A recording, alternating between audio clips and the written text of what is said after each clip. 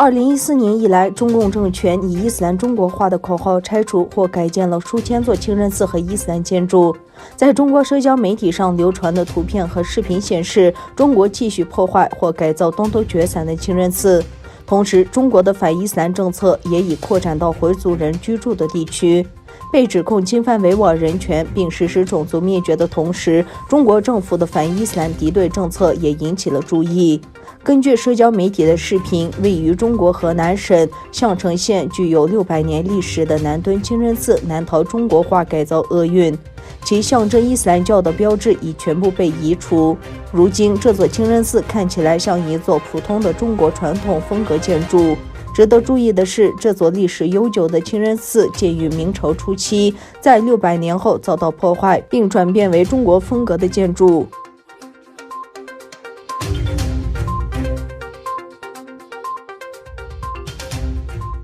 一名前往麦加朝觐的维吾尔人遭沙特警方拘留。维吾尔团体呼吁土耳其政府帮助他能安全返回土耳其。维吾尔人哈梅多拉·外利在土耳其具有永久居留权。他于今年初前往沙特阿拉伯朝觐，后来因武汉病毒疫情不得不留在麦加。消息人士称，他的90天签证已期满。他于11月20日遭沙特警方逮捕。位于伊斯坦布尔的东突厥散人权观察组织发出紧急呼吁，要求土耳其外交部采取措施，帮助哈米杜拉·外利能安全返回土耳其。他们在声明中强调，像被强制遣返中国的数千名维吾尔人一样，如果他被引渡至中国，可能面临酷刑、监禁甚至处决的危险。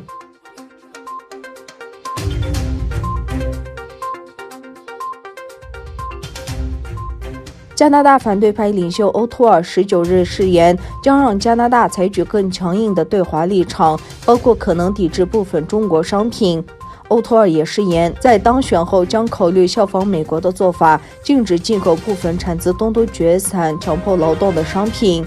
美国2个月以前以打击中国强迫被拘留的维吾尔族劳动为由，对部分中国产品实施针对性禁令。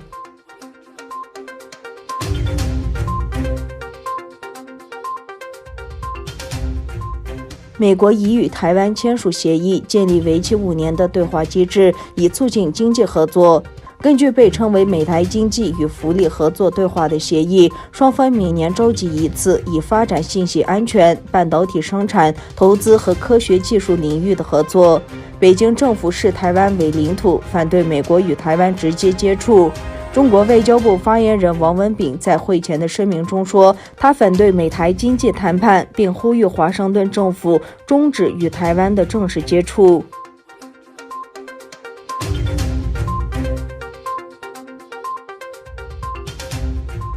正在卡塔尔进行访问的美国国务卿蓬佩奥星期六会见了参加阿富汗和平谈判的阿富汗政府和塔利班谈判代表。蓬佩奥表示，美方愿意为本次和谈提供帮助，促使本次和平谈判取得积极的进展。蓬佩奥与率领塔利班谈判代表团的布拉达及代表团成员进行会谈，推动阿富汗和谈进程。蓬佩奥表示，美国愿意为和谈提供协助，促使谈判取得积极进展。